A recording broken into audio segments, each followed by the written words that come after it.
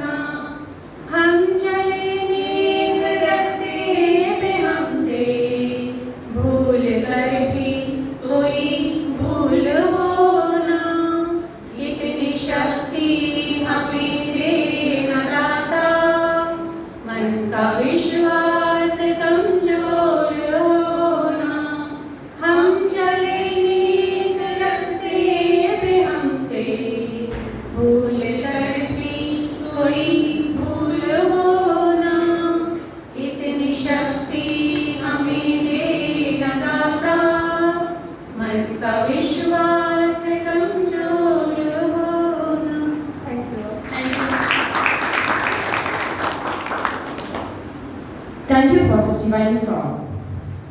V.I. means that a person without education is like an animal. In ancient times, poet Abhaya Kakepadiya were an eminent poet who challenged the kings. But after the British invasion, the women are restricted to get the education. And you are not allowed to attend the schools. And our education system was severely diminished. Alongside the struggle for Indian independence, many people fought for women's education also. நல்ல விலை கொண்டு நாயை விற்பார், அந்த நாயிடம் யோசனை கேட்பதுண்டோ? கொல்ல துணிவின்றி நம்மையும் அந்நிலை கூட்டி வைத்தார், பழி கூட்டி விட்டார். இதுவே எம் பெண்களின் அப்போதைய அடிமை நிலை. தற்போது மகாகவி பாரதியாரின் வரிகள் முழங்க எமது PGCE மாணவர்கள் ஒரு சிறு நாடகத்தை தங்கள் முன் நடத்தவிருக்கிறார்கள். கண்டு ரசியுங்கள். நன்றி.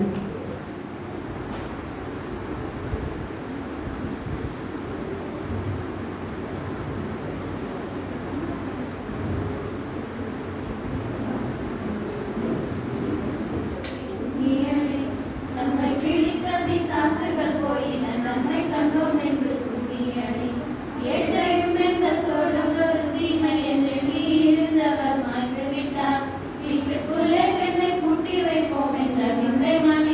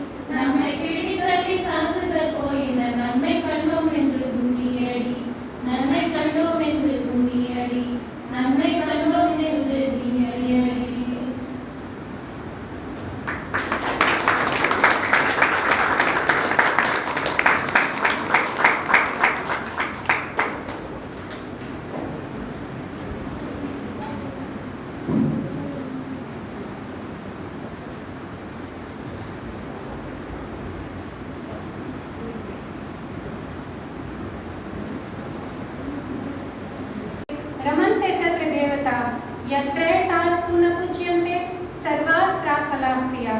Meaning of this mantra is, where women are honored, divinity blesses there. Where they are not honored, all actions remain unfruitful. That was a clear reason. Nowadays, most women are educated, but few are still suppressed.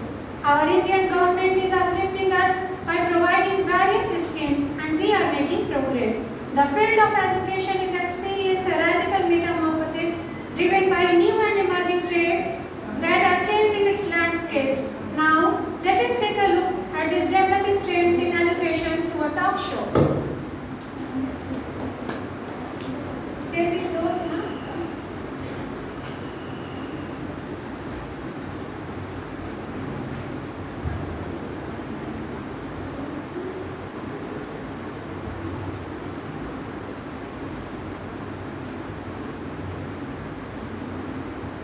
Namaste everyone.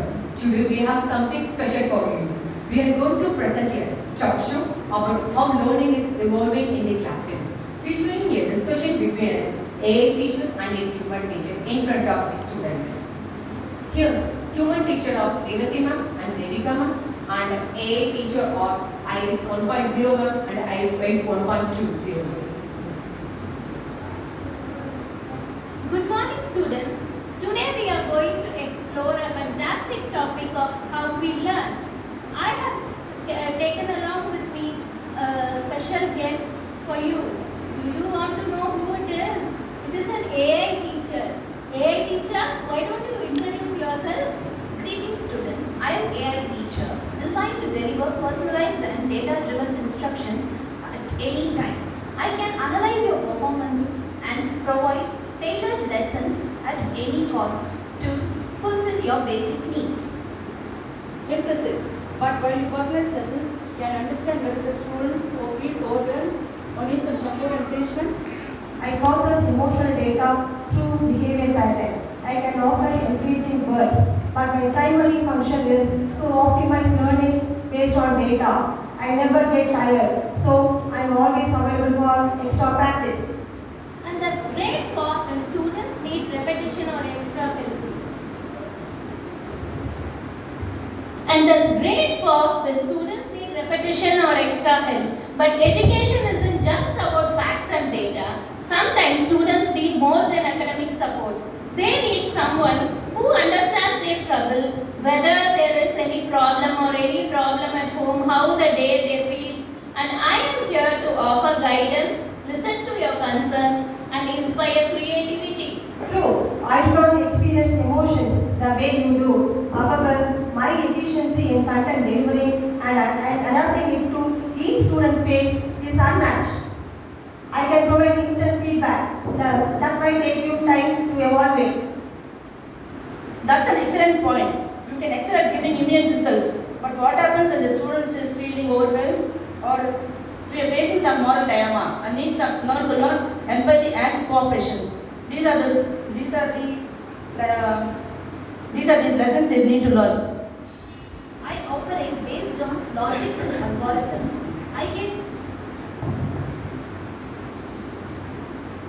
I operate based on logics and algorithm. I can help students at any time when they need. Students can learn at their own pace and receive help as they need. And practice as often as they need to perform. Exactly. It is not just about academics.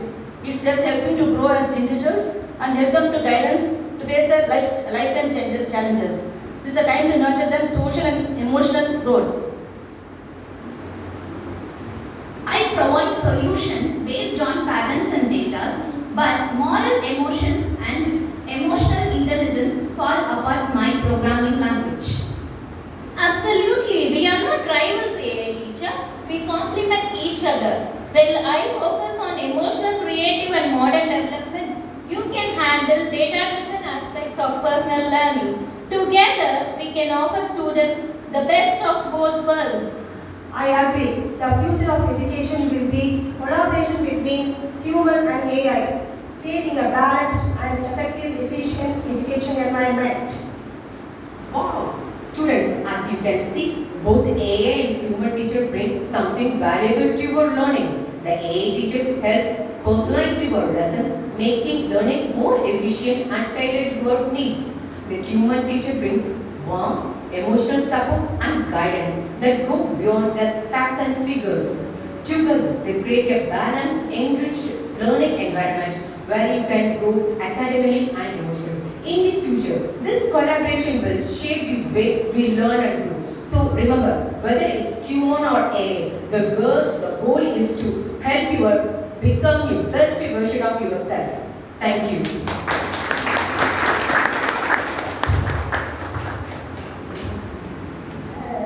ज्ञानान्यासलाख्यः चक्षुरुन्मीलितं येन तस्मै श्रीगुरवे नमः. The Guru is the one who dispels ignorance and enlightens students with knowledge. Thus, the entire journey of a teacher is towards wisdom and understanding of our students. Education cannot be stolen by thieves or taken away by kings. It cannot be divided among brothers, nor is it a burden to carry. Instead, it increases when shared with others. The wealth of knowledge is the greatest of all riches. Let us all rich in knowledge and spread wisdom. We would like to thank the Shikshanam team to provide us such a great opportunity. Thank you. Thank you, the scholars of PGCE program. That was an incredible performance. Give a round of applause for PGCE scholars, the flagship program for training next generation teachers by the D.A.V group. Now,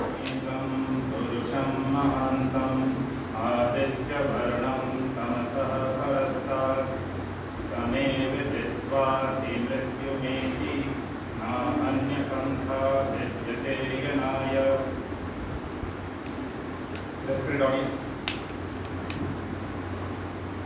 So today's discussion, I'm sure you can guess the topic. What will be the topic? We should possibly discuss about Dashara. Right? And Durga Puja.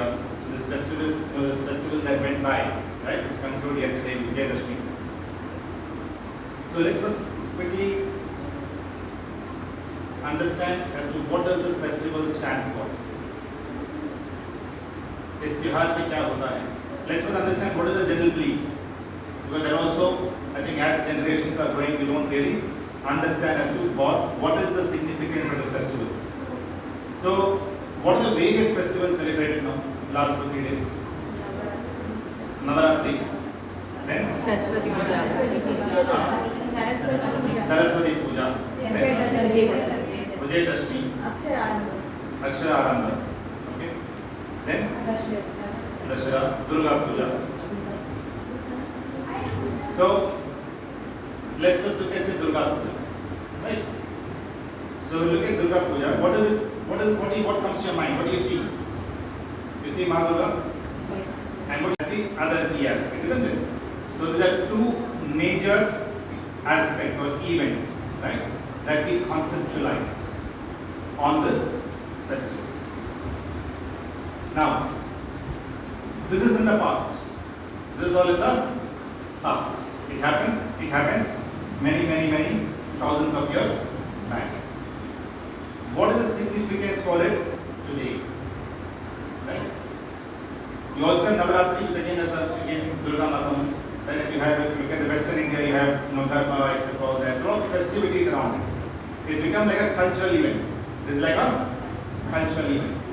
But what is the key takeaway for us with regard to this particular festival? And we'll spend a few minutes to understand that. Let's take a step back first.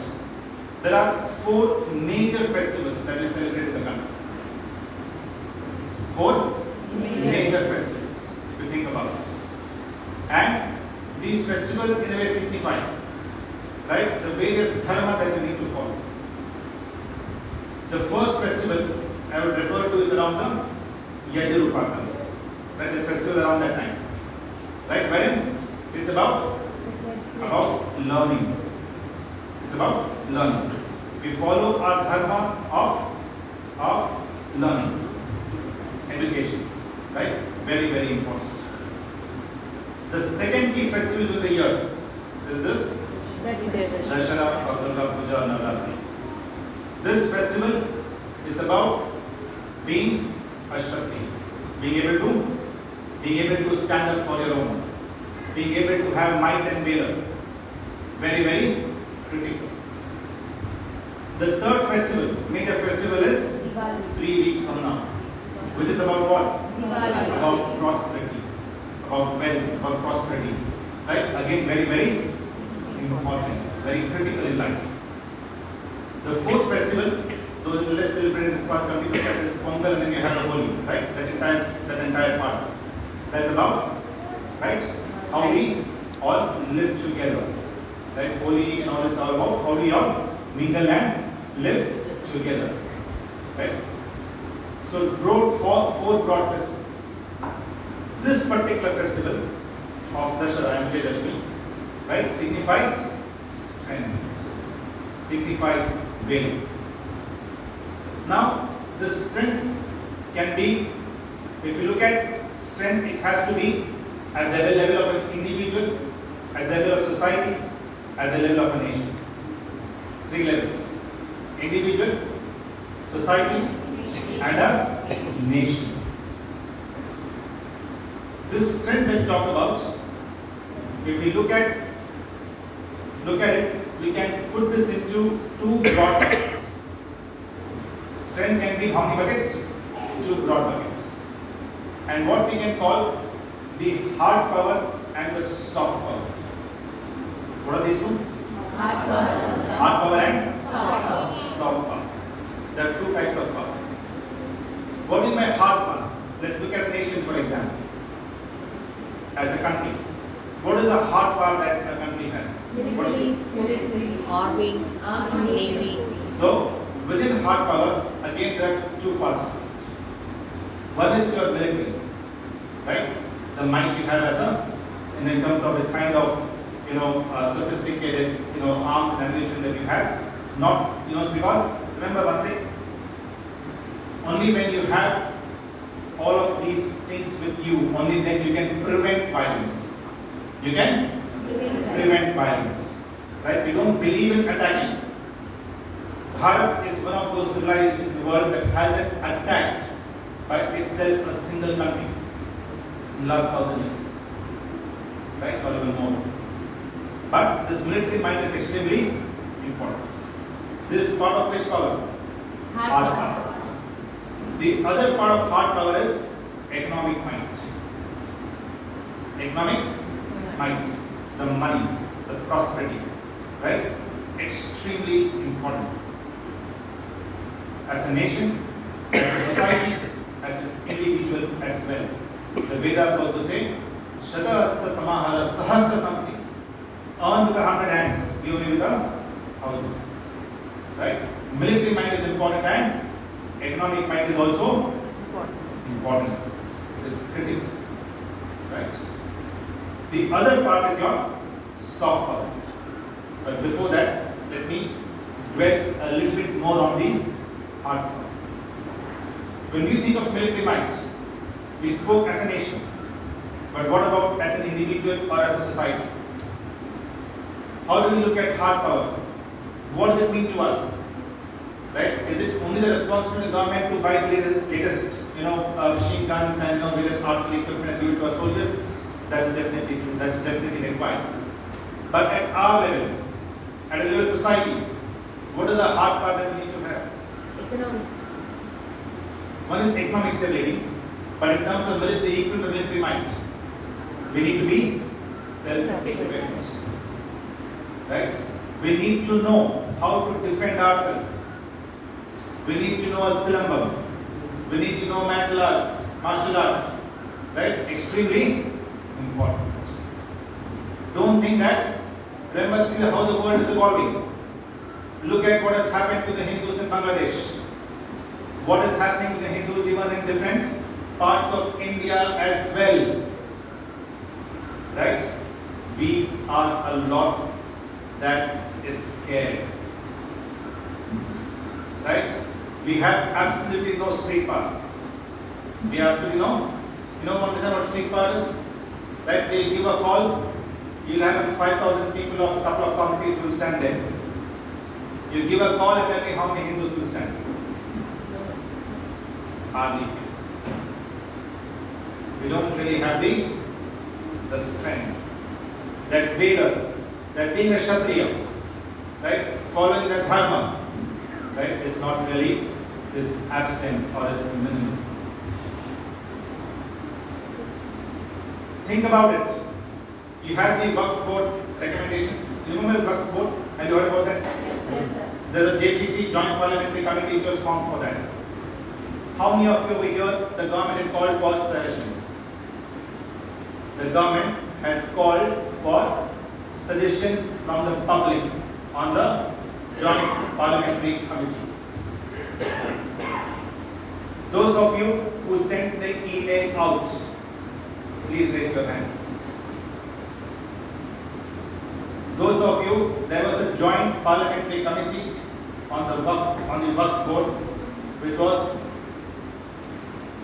which was sent to all of us, the entire nation, requesting for recommendations, requesting for your proposal.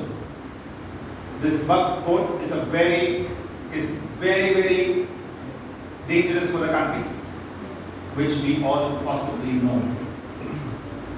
How many of us, and we got a lot of WhatsApp forwards requesting us to send an email. How many of you saw the forwards? How many of you sent the recommendation? How many sent the recommendation? 1, 2. Anyone else? No. You know how many Muslims sent the recommendation? In every 5, 1 Muslim has sent. In every 5, 1 Muslim has sent. And over here, we have 100. And we have only 2. That's the problem. That's the problem, that we're not willing to be the Kshatriya. We don't know how to stand for ourselves. This Dashara as a festival gives us that particular message. Right? So we spoke about hard power. And now let me also come to the soft power. What's the soft power of a nation? What do you think? What do you think I mean by soft power? Politics is ritual. Huh? The government. Government? Knowledge? What else? As a nation, what is the kind of soft power that we can exert in the world?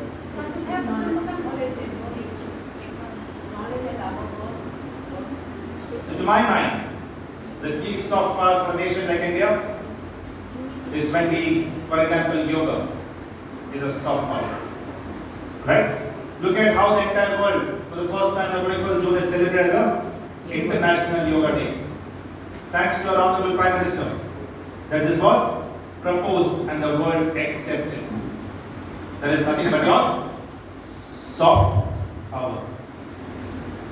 You have soft power by tourism, right? Ensuring that your country as a destination is a place where people like to, come as tourists. Your soft power is spirituality. Today, n number of people globally, if you look at it, they come to India, they come to Bharat to search for peace and tranquility. That is your soft power. Your cuisine is your soft power. Your music is your soft power. Your Bharatanatyam is your soft power. Right? These are all aspects. Your elections are your soft power. But even over there, once again we fail ourselves. Right? Today, when an election happens, you have chartered flights, or what they call the election flights. So chartered flights or voter flights that flying from the Gulf countries, wherein people are put together, funded, right? Put on this flight.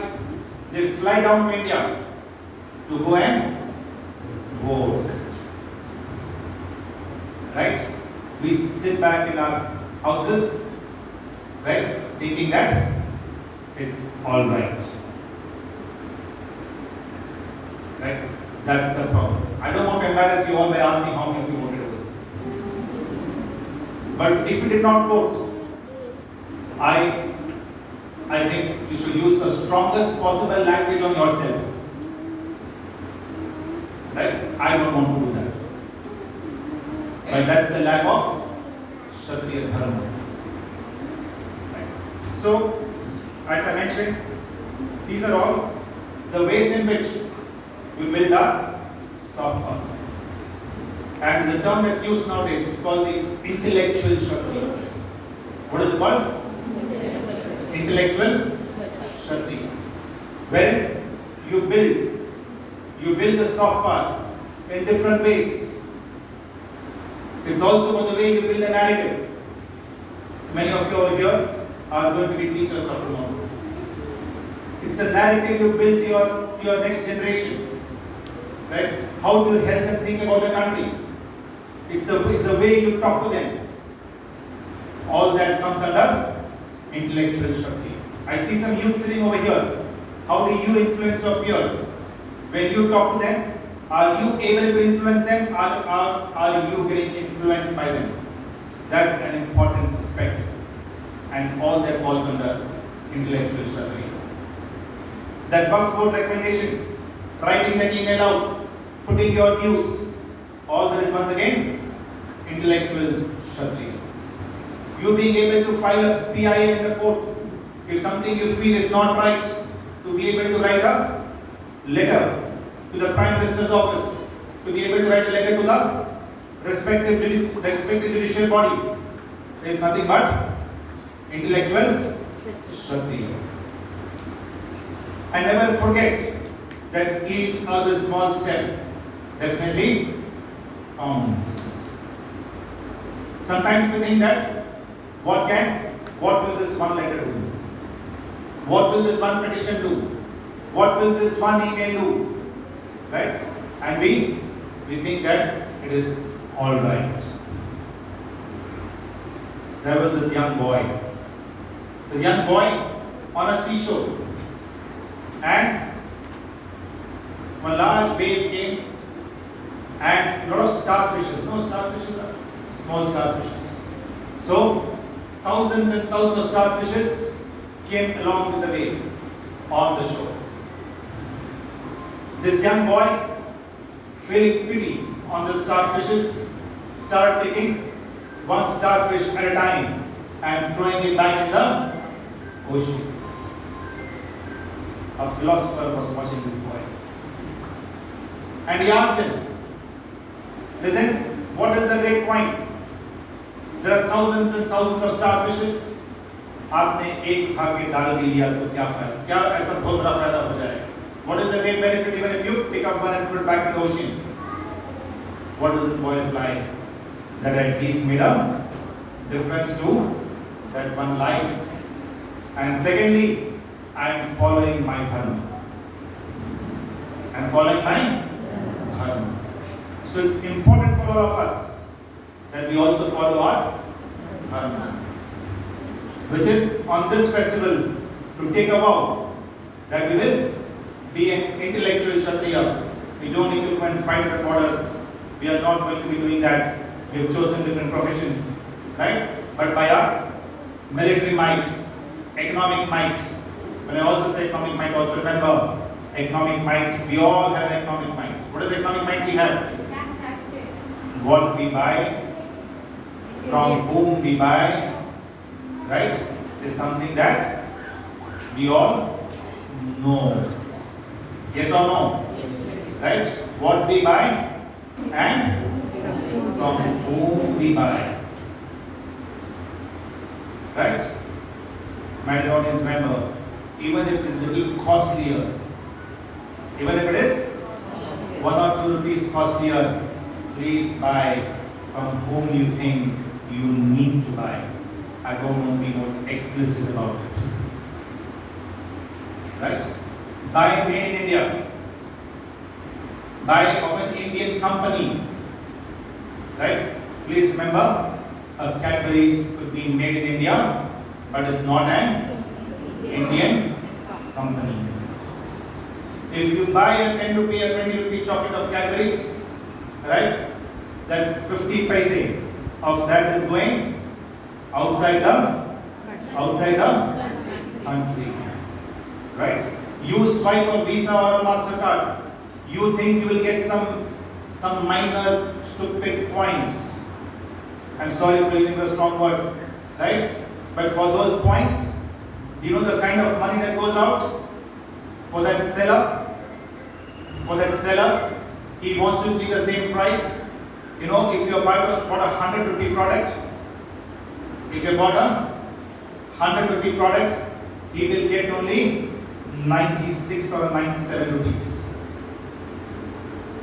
And of that 96, 97 rupees, right, 1 rupee will go out of the country, but they'll make you happy by giving you some points.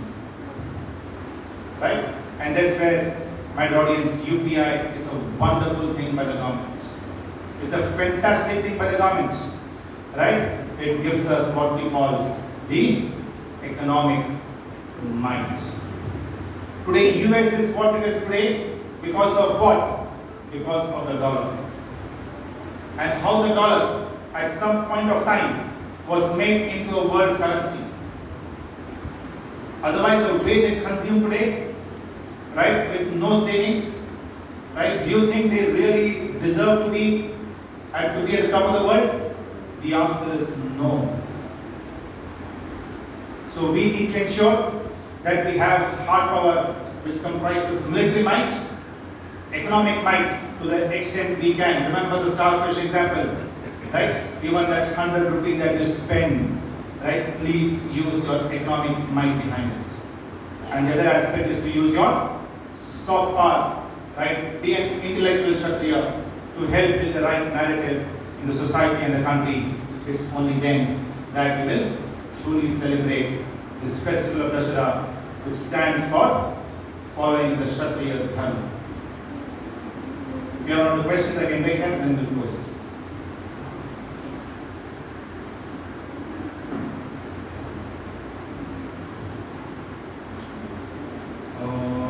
Shanti, Shanti, Shanti.